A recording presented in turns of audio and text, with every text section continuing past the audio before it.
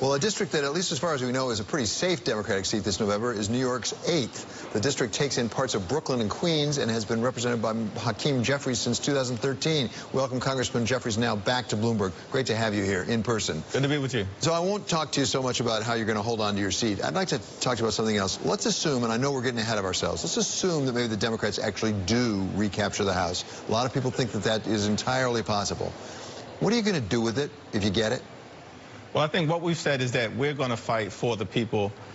We have an agenda that is focused on lowering health care costs. We want to strengthen the Affordable Care Act. We want to protect people with pre-existing conditions, more than 100 million Americans throughout this country.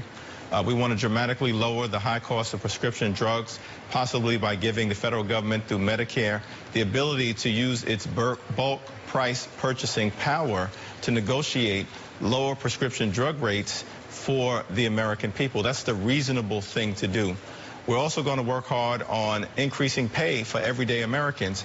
We know we don't have an unemployment challenge right now in this country, but we have an underemployment problem. We have a wage stagnation problem. Far too many Americans are working harder but falling further and further behind. We want to reverse that through a meaningful infrastructure plan. And then lastly, we want to clean up corruption in Washington, D.C. Okay, so you might well be able, through negotiation, bulk negotiation, get some of the drug prices down without costing the government money. Infrastructure plan, going to cost the government money. Do substantial improvements on Affordable Care Act, going to cost money. How can you do that consistent with what we just heard about in terms of the deficit? Because the deficit is a real issue. Well, that's part of the challenge here, that Republicans passed a tax cut where 83% of the benefits go to the wealthiest 1% in America, not to working families and middle-class folks. And then, as a result of what was done, have saddled us with up to $2 trillion in additional debt.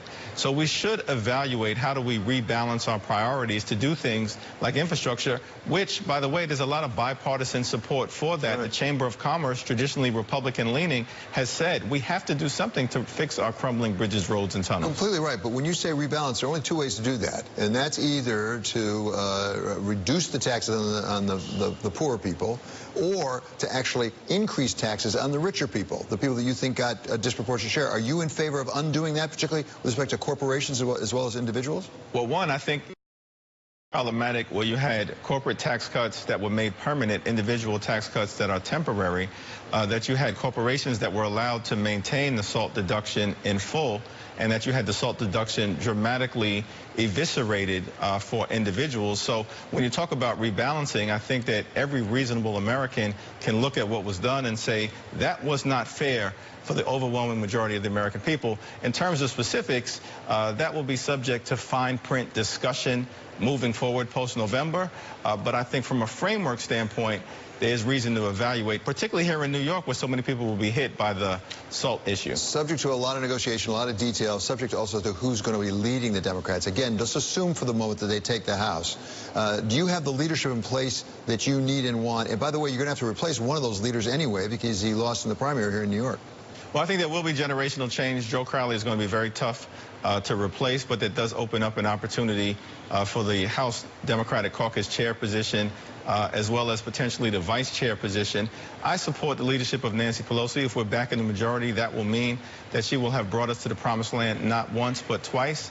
We do need to create additional opportunities for the entirety of the House Democratic Caucus to be on the playing field, display its talent and ability, and I look forward to helping in that regard. Well, and that's the question, really, because you don't want turmoil at the top. At the same time, there has to come a time when new blood comes in. Any healthy organization has that. And let's be clear, Nancy Pelosi and Steny Hoyer have been there a good long time now. I mean, how do you bring in new, fresh blood and groom them up to be the next leaders? And by the way, are you one of those leaders?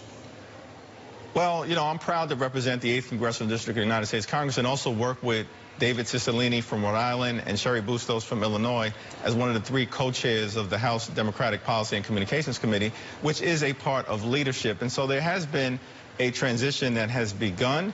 But I've said also that the thing we should do as Democrats right now is to engage in a family feud and a circular firing squad before we're successful, hopefully, on November 6th. We can work those things out afterward. Right now, we have a mission, and that's to take back control of the House of Representatives. Okay, Congressman, thank you so very much. Thank you. That is Congressman Hakeem Jeffries, Democrat from New York.